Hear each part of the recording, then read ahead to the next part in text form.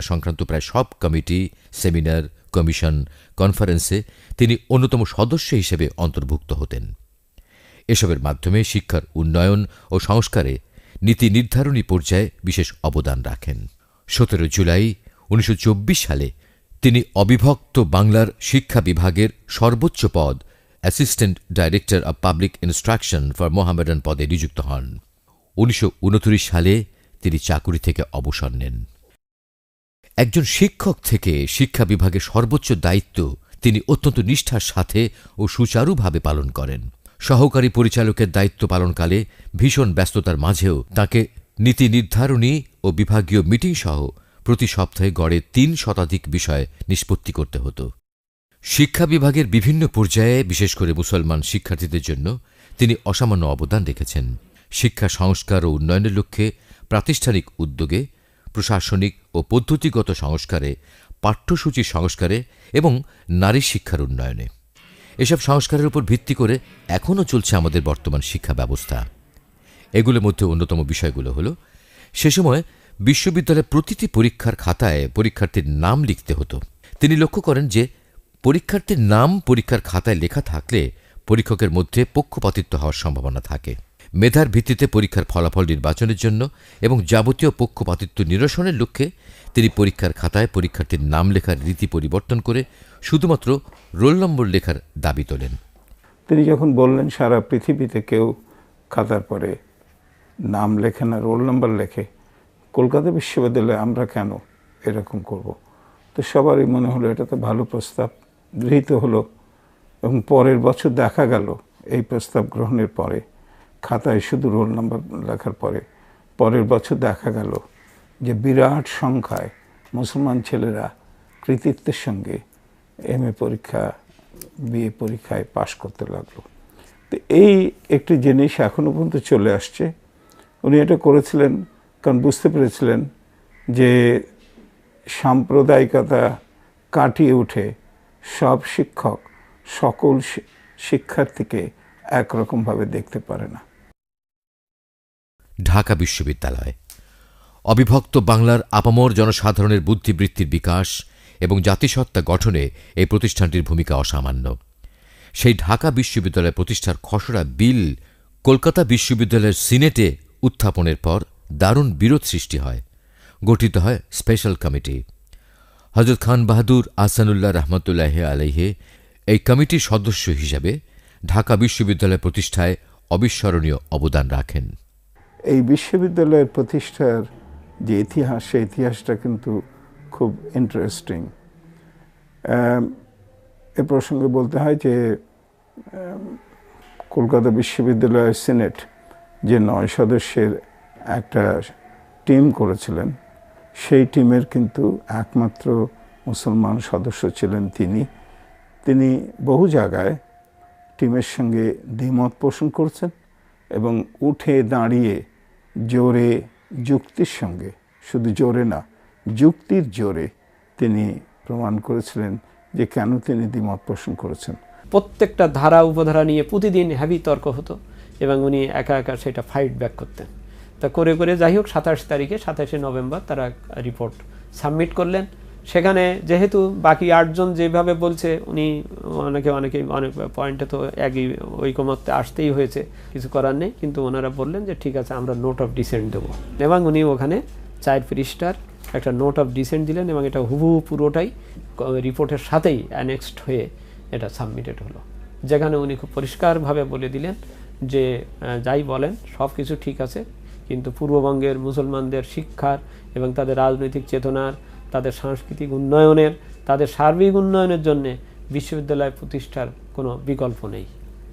এবং সেই বিশ্ববিদ্যালয় শুধু প্রতিষ্ঠা করলেই হবে না, তার স্বায়ত্তশাসন এবং তার আর্থিক অবস্থা, পরিচালনা পদ্ধতি সব কিছু স্বয়ংক্রিয় হতে হবে। এটা একটা বিশেষ ধরনের বিশ্ববিদ্যালয় হবে। এই কথাগুলো উনি নোট অফ ডিসেন্টে বললেন। ফলে আমরা পরবর্তীকালে দেখতে পাচ্ছি, যখন ঢাকা বিশ্ববিদ্যালয়ের যে অ্যাক্টটা যখন দিল্লি চূড়ান্তভাবে গ্রহণ করলো, তখন ওনার নোট অফ ডিসেন্টের থেকে প্লাস ওনার যেসব বক্তব্যগুলো ছিল সেগুলোকে যথাযথ গুরুত্ব দেওয়া হয়েছে। কলকাতায় মুসলিম ছাত্রদের স্বতন্ত্র একটি কলেজের দাবি ছিল দীর্ঘদিনের। 1924 সালে তিনি assistant director of public instruction for Mohammedan পদের দায়িত্ব নেওয়ার পর 1 মাসের মধ্যে মুসলমানদের জন্য একটি কলেজ প্রতিষ্ঠার উদ্যোগ নেন। তার অক্লান্ত পরিশ্রমের ফলেই প্রতিষ্ঠিত হয় কলকাতা ইসলামিয়া কলেজ। 1927 সালে এই কলেজের ক্লাস শুরু হয়। 1928 সালে কলকাতায় মুসলিম অ্যাংলো ওরিয়েন্টাল গার্লস কলেজ প্রতিষ্ঠায়ও তার প্রশংসনীয় অবদান রয়েছে।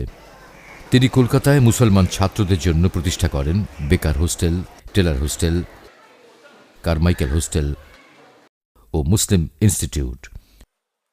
সহকারী পরিচালকের দায়িত্ব পালনকালে প্রথম 3 বছরে তিনি 40টিরও বেশি শিক্ষা প্রতিষ্ঠানে অত্যন্ত আন্তরিকতার সাথে সহায়তা করেন। সহায়তা পাওয়া স্কুলগুলোর মধ্যে Dhaka collegiate school, Muslim high school, Armanitola government high school, Mymensingh জেলা স্কুল, জামালপুর জেলা স্কুল, ফরিদপুর জেলা স্কুল, বরিশাল জেলা school, Jhalakathi government high school, Pirojpur government high school, Bhola government school, Rangpur জেলা school, Rajshahi collegiate school, Bogura জেলা স্কুল, পাবনা জেলা স্কুল, কুমিল্লা জেলা স্কুল, নোয়াখালী জেলা school, Chattogram collegiate school, Chattogram government Muslim high school, Aparnacharan city corporation girls high school, Chattogram Islamic intermediate college এবং Homna pilot high school উল্লেখযোগ্য। মাধ্যমিক ও উচ্চ মাধ্যমিক পর্যায়ের মাদ্রাসা পাশ করা ছাত্রদের কলেজে ভর্তির সুযোগ সৃষ্টির জন্য হযরত খান বাহাদুর আহসানুল্লাহ রহমতুল্লাহি আলাইহে স্কুল ও মাদ্রাসা শিক্ষার মান সমন্বয় করেন। ফলে মাদ্রাসার শিক্ষার্থীরা কলেজ, বিশ্ববিদ্যালয়ে ভর্তির সুযোগ পায়। মাধ্যমিক ও উচ্চ মাধ্যমিক শিক্ষা প্রতিষ্ঠানে সৃষ্টি করেন ধর্মীয় শিক্ষকের পদ, রহিত করেন মৌলভী এবং হিন্দু পণ্ডিতের বেতন বৈষম্য। মুসলিম শিক্ষা বিস্তারে সুদূর প্রসারী পরিকল্পনার মাধ্যমে শিক্ষকতায় মুসলমানদের বেশি করে কর্মসংস্থান সহ মুসলমান লেখকদের লেখা পাঠ্য বই প্রণয়ন ও প্রকাশনায় উৎসাহিত করেন। এ সময় মখদুমি লাইব্রেরি, প্রভিন্সিয়াল লাইব্রেরি, ইসলামিয়া লাইব্রেরির মতো প্রচুর প্রকাশনা সংস্থা প্রতিষ্ঠিত হয়। ফলে গ্রন্থ রচনা ও প্রকাশনায় নতুন প্রেরণা লাভ করেন মুসলিম লেখক সাহিত্যিকগণ। তিনি পরীক্ষকদের মধ্যে ধর্মীয় বৈষম্য দূর করেন। টেক্সট বুক কমিটিতে নিযুক্ত করেন মুসলিম সদস্য। তাঁর প্রচেষ্টায় পাঠ্য বইতে প্রচুর পরিমাণে ইসলামী শব্দ প্রয়োগ হতে থাকে।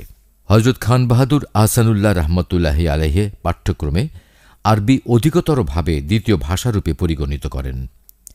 শিক্ষা প্রতিষ্ঠানে মুসলিম ছাত্রদের বৃত্তির আনুপাতিক সংখ্যা নির্ধারণ ও দরিদ্র ছাত্রদেরকে বর্ধিত হারে বিনা বেতনে শিক্ষা দেওয়ার ব্যবস্থা করেন। বিভিন্ন জায়গায় আয়োজন করেন মুসলিম এডুকেশনাল কনফারেন্স। এসব কনফারেন্স থেকে গৃহীত বিভিন্ন সুপারিশ বাস্তবায়নের উদ্যোগ গ্রহণ করেন তিনি। বিভিন্ন শিক্ষা প্রতিষ্ঠানের ম্যানেজিং কমিটিতে মুসলমান সদস্যের সংখ্যা নির্ধারণ করেন। মুসলিম কর্মচারী নিয়োগের আবশ্যকতাও তুলে ধরেন। দূরদর্শী চিন্তা নিয়ে মুসলমান নারী শিক্ষা ও শিল্পের প্রসার ঘটান। তিনি নিউ স্কিম মাদ্রাসার প্রবর্তন করেন। এর জন্য গঠন করেন স্পেশাল বোর্ড। মাদ্রাসায় ইংরেজি শিক্ষার প্রবর্তন করেন। মক্তবে স্বতন্ত্র পাঠ্যসূচি নির্ধারণ করেন। হযরত খান বাহাদুর আহসানুল্লাহ রহমতুল্লাহ আলাইহের শিক্ষা, সংস্কার চিন্তা ও শিক্ষা দর্শন তাকে মহিমান্বিত করে রেখেছে তার টিচার্স ম্যানুয়াল ও শিক্ষাক্ষেত্রে বঙ্গীয় মুসলমান সহ ক্যালকাটা ইউনিভার্সিটি কমিশন রিপোর্ট 1917-1919 ও পাকিস্তান সরকারের এডুকেশন সিস্টেম রিকনস্ট্রাকশন কমিটিতে 1950 সালে তাঁর দেয়া পরামর্শের মাধ্যমে। শিক্ষাকে শুধুমাত্র কতগুলো ট্রেডসের, কতগুলো স্কিলসের সমষ্টি হিসাবে শিক্ষাকে দেখতে চাননি। তিনি শিক্ষাকে দেখতে চেয়েছিলেন দেহ, মন, আত্মার একটা কোঅর্ডিনেটেড ডেভেলপমেন্ট হিসেবে। যদি শিক্ষায় কিছু জ্ঞান অর্জন হয় ভালো, কিন্তু তার সঙ্গে নিজের দেহ, মন ও আত্মার যদি সংশ্লিষ্টতা না থাকে এবং আত্মার উন্নয়ন যদি না হয়, তাহলে কিন্তু শিক্ষার উদ্দেশ্য সিদ্ধ হয় না। তিনি এই উদ্দেশ্যে একটা অনেক নৈতিক যে গুণাবলী, শিক্ষার যে নৈতিক দিকগুলো আছে, তারপরে তিনি দৃষ্টিপাত করেছেন। বঙ্গভঙ্গ পরবর্তী সময়ে বাংলা ভাষাভাষী বরেণ্য মুসলিম সাহিত্যিকগণ বেশি বেশি সাহিত্য রচনায় আন্তরিক হয়ে ওঠেন। এ সময়ে অন্যতম সাহিত্যিক হিসেবে হযরত খান বাহাদুর আহসানুল্লাহ রহমতুল্লাহ আলাইহে তার অসাধারণ লেখনী তুলে ধরেন জাতির সামনে। জাতীয় পুনর্জাগরণের পথ প্রশস্ত করাই ছিল তার সাহিত্যের মূল বৈশিষ্ট্য। ঐতিহ্য, আধুনিকতা আর মুক্ত ধর্মীয় চেতনা ছিল তার পুনর্জাগরণের প্রধান উদ্দীপক। হযরত খান বাহাদুর আহসানুল্লাহ রহমতুল্লাহ আলাইহি দর্শনের ছাত্র হলেও ভাষা, সাহিত্য, দর্শন, ধর্মতত্ত্ব, ইতিহাস, তাসাউফ ইত্যাদি বিভিন্ন বিষয়ে তাঁর পাণ্ডিত্যে চিন্তাশীল ব্যক্তিমাত্রই বিস্মিত হয়। তার প্রথম গ্রন্থ প্রকাশিত হয় 1905 সালে। জীবনের শেষ সময় পর্যন্ত দীর্ঘ 60 বছর তিনি সম্পৃক্ত ছিলেন লেখালেখির সাথে। তার লেখা পুস্তক পুস্তিকার সংখ্যা 100-রও বেশি। তার লেখনীতে ইসলামের সৌন্দর্য ও বৈশিষ্ট্য ভরপুর। প্রতিটি ক্ষেত্রে তার স্বকীয়তা অনস্বীকার্য। প্রজ্ঞা, পরিমিতি, স্বতঃস্ফূর্ততা, যুক্তি নির্ভরতা, বৈজ্ঞানিক চিন্তাধারা, মননশীল ও গোড়ামিমুক্ত বৈশিষ্ট্য তাঁর লেখনীতে লক্ষণীয়। তিনি কখনো কখনো উদারভাবে বিভিন্ন ধর্মের আলোচনায় ব্যাপৃত হন। হযরত মুহাম্মদ সাল্লাল্লাহু আলাইহি ওয়াসাল্লামের বাণীর পাশাপাশি শ্রী রামকৃষ্ণ পরমহংসদেব, স্বামী বিবেকানন্দ, কনফুসিয়াস, চৈতন্যদেবের মতো মহাপুরুষদের বাণী অন্তর্ভুক্ত করেন। সাহিত্যের বিভিন্ন শাখায় ছিল তার অবাধ বিচরণ। কোরআন ও হাদিস, ইসলামী বিধান, তাসাউফ, বিভিন্ন ধর্মের আলোচনা, ইতিহাস, জীবনী, ভাষা ও সাহিত্য, কবিতা, শিশু সাহিত্য, স্বাস্থ্য, ভ্রমণ, শিক্ষক প্রশিক্ষণ ও শিক্ষানীতি ইত্যাদি বিষয়ের উপর মূল্যবান গ্রন্থ প্রণয়ন করেন তিনি। তার উল্লেখযোগ্য কয়েকটি গ্রন্থ হল বিশ্ব শিক্ষক, হযরত মুহাম্মদ, ইসলাম রবি হযরত মুহাম্মদ, প্যারা নবী, ইসলামের দান, মুসলিম জগতে ইতিহাস, history of the Muslim world, আমার জীবনধারা, ভক্তের পত্র, বঙ্গভাষা ও মুসলিম সাহিত্য, শিক্ষাক্ষেত্রে বঙ্গীয় মুসলমান, কোরআনের সার, বাংলা হাদিস শরীফ, টিচার্স ম্যানুয়াল, সৃষ্টির তত্ত্ব, সুফি, তরিকত শিক্ষা, ইবনে সৌদ, মোস্তফা কামাল, বিভিন্ন ধর্মের উপদেশাবলী, ইসলামের বাণী ও পরমহংসের উক্তি, আমার শিক্ষা ও দীক্ষা, আহসানিয়া মিশনের মত ও পথ ইত্যাদি। শুধু নিজের লেখা সাহিত্য নয়, নতুন নতুন লেখক তৈরির জন্য তিনি কলকাতায় প্রতিষ্ঠা করেন মখদুমি লাইব্রেরি। এই লাইব্রেরি থেকে প্রাথমিক ও মাধ্যমিক শ্রেণীর বহু গ্রন্থ প্রকাশিত হয়। শুধু তাই নয়, অনেক নতুন লেখকদের লেখা গ্রন্থ এখান থেকে প্রকাশিত হতো। মখদুমি লাইব্রেরির উৎসাহ ও উদ্দীপনায় অনেক মুসলমান লেখক সৃজনশীল লেখার প্রতি আগ্রহী হয়ে ওঠেন। টেকনাফ থেকে ফেরার সময় সমুদ্রপথে রাতে একবার সমুদ্রে ঝড়ের মধ্যে পড়েন হযরত খান বাহাদুর আহসানুল্লাহ রহমতুল্লাহ আলাইহি। ঝড়ে সমুদ্র এতই বিক্ষুব্ধ ছিল যে তার জাহাজের দোতলার কামরা পর্যন্ত ঢেউয়ের ঝাপটায় পানিতে ভেসে যায়। সেই ঝড়ে তার মনে দারুণ ভাব আসে। শেষ রাতের দিকে ঝড়ের বেগ কমে যায়। যখন সকাল হয় তখন সমুদ্র প্রায় শান্ত। তখন পূব আকাশে সূর্য তার কিরণ ছড়াচ্ছে। হযরত খান বাহাদুর আহসানুল্লাহ রহমতুল্লাহ আলাইহি ভীষণভাবে অস্থির হয়ে পড়েন। হৃদয় জুড়ে তোলপাড় শুরু হয়। কলম ধরতে বলেন সফরসঙ্গী মৌলভী সাদাকাতুল্লাহকে। পত্রলেখা শেষ হয়, কমে যায় তার অস্থিরতা। আরেকদিন চট্টগ্রাম থেকে কক্সবাজার জাহাজে রওনা হন তিনি। কর্ণফুলী নদীর মোহনা হয়ে জাহাজ সমুদ্রে প্রবেশ করে। জাহাজে সবাই তখন মধ্যাহ্ন সেরে ঘুম দিচ্ছে, কিন্তু খান বাহাদুর আহসানুল্লাহ রহমতুল্লাহ আলাইহির চোখে নিদ্রা নেই। সসীমের মাঝে অসীমের চিন্তা। তিনি একদম অভিভূত। তার সফরসঙ্গী অ্যাসিস্ট্যান্ট ইন্সপেক্টর মৌলভী আব্দুল হালিম সাহেবও নিদ্রায় মগ্ন। তিনি মৌলভী সাহেবকে ঘুম থেকে জাগিয়ে কাগজ কলম নিয়ে লিখতে বললেন। সৃষ্টিতত্ত্বের রহস্যে আপ্লুত হয়ে হযরত খান বাহাদুর আহসানুল্লাহ রহমতুল্লাহ আলাইহি বলতে শুরু করেন, আর সাথে সাথে লিখে চললেন মৌলভী সাহেব। এভাবেই তিনি লিখতেন এবং পরবর্তীতে কোনো না কোনো ভক্তের ঠিকানায় তা পাঠিয়ে দিতেন। পরে ভক্তদের কাছ থেকে এসব পত্র সংগ্রহ করে প্রকাশিত হয় তার পত্র সংকলন ভক্তের পত্র। হযরত খান বাহাদুর আহসানুল্লাহ রহমতুল্লাহ আলাইহি কাজের চাপে অসুস্থ হয়ে বন্ধুবান্ধবের পরামর্শে চট্টগ্রামের কুতুবদিয়ায় কিছুদিন অবস্থানের সিদ্ধান্ত নেন। কুতুবদিয়াকে তখন একটি স্বাস্থ্যকর দ্বীপ হিসেবে ধরা হতো। সে সময় ব্রিটিশ বিরোধী অনেক আন্দোলনকারীকে এই দ্বীপে দ্বীপান্তরিত করা হয়। কুতুবদিয়ায় অবস্থানকালে সে সময়ের টাউন ক্লার্ক হেমচন্দ্র দাশগুপ্ত এবং সাব ইন্সপেক্টর মৌলভী মোহাম্মদ সাদাকাতুল্লাহ তাঁর সাথে ছিলেন। কুতুবদিয়ায় অবস্থানকালে খুব সকালে তিনি সৈকতে ঘুরে বেড়াতেন, উপভোগ করতেন দ্বীপে অনিন্দ্য সুন্দর সূর্যোদয় কিংবা সূর্যাস্তের দৃশ্য। দ্বীপে অবস্থানকারীরা জেলি মাছের ভয়ে সমুদ্রে নামতেন না। কথিত ছিল এই মাছের সংস্পর্শেও মানুষ জ্ঞান হারায়, কিন্তু মহান প্রভুর উপর ভরসা রেখে তিনি এবং মৌলভী সাদাকাতুল্লাহ নিয়মিত সমুদ্রে স্নান করতেন। সৈকতে লক্ষ লক্ষ লাল কাঁকড়াদের প্রাকৃতিক চিত্রকর্ম তিনি গভীরভাবে অবলোকন করতেন। সন্ধ্যায় কখনো কখনো গজল, গীত, বাদ্যের আয়োজন হতো। এতে মোহমুগ্ধ দর্শক শ্রোতারা দারুণভাবে স্পন্দিত হতো। রাতে চাঁদের আলোয় লক্ষ লক্ষ তরঙ্গমালা অপরূপ দৃশ্য রচনা করে। নিসর্গের এমন সব দৃশ্যে মুগ্ধ হতেন তিনি, হতেন আত্মহারা, শুকরিয়া আদায় করতেন স্রষ্টার।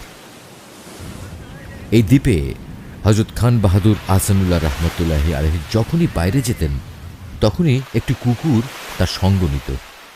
তিনি যখন দ্বীপটি ছেড়ে চলে আসেন তখনও কুকুরটি তাকে অনুসরণ করতে থাকে। জাহাজের পিছু নিয়ে কুকুরটি ছোটাছুটি শুরু করে, কখনো সৈকতে কখনো সমুদ্রে নেমে ক্ষিপ্ত আচরণ করতে থাকে। মনের মাঝে কুকুরটি যেন তার আকুলতার কমতি ছিল না, কিন্তু এর মালিক ছিল অন্য একটি লোক, তাই শেষ পর্যন্ত কুকুরকে আর সঙ্গে আনা হয়নি। হযরত খান বাহাদুর আহসানুল্লাহ রহমতুল্লাহি আলাইহি চট্টগ্রাম ফিরে আসার কয়েকদিন পরেই কুকুরটি মারা যায়।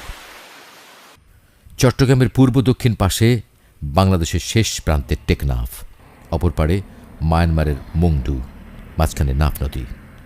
একটি স্কুল পরিদর্শনের জন্য একবার টেকনাফে যান হযরত খান বাহাদুর আহসানুল্লাহ রহমতুল্লাহি আলাইহি। বন্ধুবর চৌধুরী ফজলুল করিম সাহেবের কর্মস্থল ছিল সেখানে, তাই টেকনাফে থাকাকালীন আতিথ্য নেন চৌধুরী সাহেবের বাসায়। বাসার পাশেই পাহাড়ি জঙ্গল। সময় পেলেই এই জঙ্গলে একাকী ধ্যান করতেন হযরত খান বাহাদুর আহসানুল্লাহ রহমতুল্লাহি আলাইহি। মনের প্রশান্তি পেতেন এই বনে প্রকাণ্ড এক গাছের নিচে অবস্থান করে। একদিন তার সঙ্গীরা দীর্ঘ সময় ধরে তাকে কোথাও না পেয়ে ব্যস্ত হয়ে পড়ে।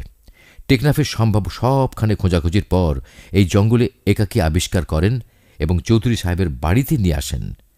এই গাছটির সাথে গভীর প্রেম হয় হযরত খান বাহাদুর আহসানুল্লাহ রহমতুল্লাহি আলাইহির। তিনি টেকনাফ থেকে চলে আসার পর গাছটিও মারা যায়। তৎকালীন ফেনী মহকুমার ছাগলনাইয়াতে স্কুল পরিদর্শন করতে হযরত খান বাহাদুর আহসানুল্লাহ রহমতুল্লাহি আলাইহি স্থানীয় ডাকবাংলায় অবস্থান করতেন।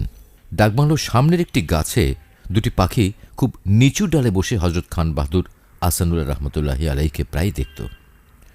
একবার হযরত খান বাহাদুর আহসানুল্লাহ রহমতুল্লাহি আলাইহি স্কুল পরিদর্শন শেষে ফিরে যান চট্টগ্রামে। কিছুদিন পর তিনি খবর পান পাখি দুটি ডাকবাংলোর গাছটিতে বসে আছে।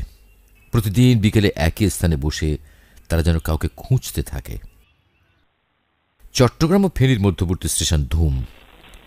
এখানে আছে মাস্তান সাহেবের দরগা। এখানে একটা বাংলো ছিল। এই বাংলোটি ছিল তার খুব প্রিয় একটি স্থান।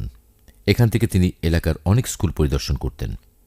এখানে বসেই তিনি মুসলিম জগতের ইতিহাস বইটি লেখেন। চট্টগ্রামের সীতাকুণ্ডেও হযরত খান বাহাদুর আহসানুল্লাহ রহমতুল্লাহি আলাইহির বহু স্মৃতি জড়িয়ে আছে। এখানে একটা হাই স্কুল ও একটি হাই মাদ্রাসা আছে। মৌলভী আব্দুল ওদুদ স্কুলের এবং মৌলভী জামালুল্লাহ মাদ্রাসার প্রধান শিক্ষক ছিলেন। সীতাকুণ্ডের প্রাণ পুরুষ মৌলানা ওবায়দুল হক সাহেব এই শিক্ষা প্রতিষ্ঠান দুটি প্রতিষ্ঠার মূল উদ্যোক্তা। তাঁরই অনুরোধে মাদ্রাসার আনুষ্ঠানিক উদ্বোধন করেন হযরত খান বাহাদুর আহসানুল্লাহ রহমতুল্লাহি আলাইহি। হিমালয় কন্যা দার্জিলিং, অপরূপ প্রাকৃতিক পরিবেশ, বরফে ঢাকা পাহাড়, নির্মল বাতাস আর ফুলের সমাহার দার্জিলিংকে দিয়েছে ভূস্বর্গের খ্যাতি। দার্জিলিংয়ে মাসখানেক ছিলেন হযরত খান বাহাদুর আহসানুল্লাহ রহমতুল্লাহি আলাইহি। সেখানে বরফ আচ্ছাদনের মাঝে হিমালয় শৃঙ্গে সূর্যোদয়ের দৃশ্য তাকে দারুণ উপলব্ধিতে বিমোহিত করে। এখানেই নবাব নওয়াব আলী চৌধুরীর সাথে তার দেখা হয়। এই নবাব নওয়াব আলী চৌধুরী ছিলেন টাঙ্গাইলের বিখ্যাত মুসলিম জমিদার।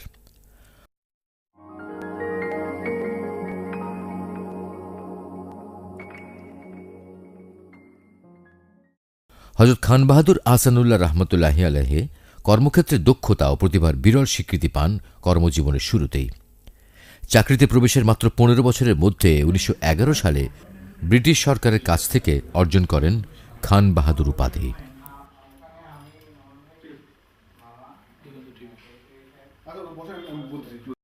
1911 সালে তিনি royal society for encouragement of arts, manufacturers and কমার্সের সদস্যপদ লাভ করেন। 1917-18 সালে বঙ্গীয় মুসলমান সাহিত্য সমিতির সহসভাপতি নির্বাচিত হন। 1919 সালে প্রথম মুসলমান হিসেবে ইন্ডিয়ান এডুকেশন সার্ভিস IES ভুক্ত হন। তিনি কলকাতা বিশ্ববিদ্যালয়ের প্রথম মুসলিম সিনেট ও সিন্ডিকেট সদস্য এবং কলা অনুষদের ফেলো ছিলেন। ঢাকা বিশ্ববিদ্যালয়ের প্রতিষ্ঠা লগ্ন থেকে 1 দশকেরও বেশি সময় ঢাকা বিশ্ববিদ্যালয় কোর্টের সদস্য ছিলেন। সাতক্ষীরা পিপলস অ্যাসোসিয়েশন ঢাকার স্থায়ী প্রতিষ্ঠাতা সভাপতি ছিলেন তিনি। বাংলা সাহিত্যে বিশিষ্ট ও বহুমুখী অবদানের স্বীকৃতিস্বরূপ বাংলা একাডেমি 1960 সালে তাকে সম্মানসূচক ফেলোশিপ প্রদান করে। সমাজসেবা, সমাজ সংস্কৃতি, বিশেষ করে দিন প্রচারের কাজে অবিস্মরণীয় অবদানের জন্য তিনি ইসলামিক ফাউন্ডেশন বাংলাদেশ পুরস্কার মরণোত্তর লাভ করেন।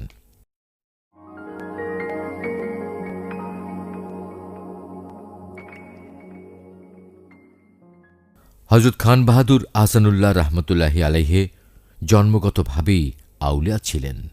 তার জন্মের আগে ও পরে সুন্দর ভবিষ্যতের আগাম বার্তা জানা যায়। দীর্ঘ কর্মজীবনের বেশিরভাগ সময় তার কেটেছে চট্টগ্রামে। পাহাড়, সমুদ্র আর বনভূমির অপার মোহনীয় নিসর্গ তাকে বারবার টেনে নেয় সৃষ্টির রহস্য অন্বেষণে। নির্জন ধ্যানমগ্নতার জন্য তিনি ছুটেছেন জুলদিয়া, বান্দরবান, ময়নামতি, জগৎপুর, ধুম কিংবা কুতুবদিয়ায়। দিনের বেলায় কাজে ব্যস্ত থাকতেন আর রাতে ধ্যান করতেন।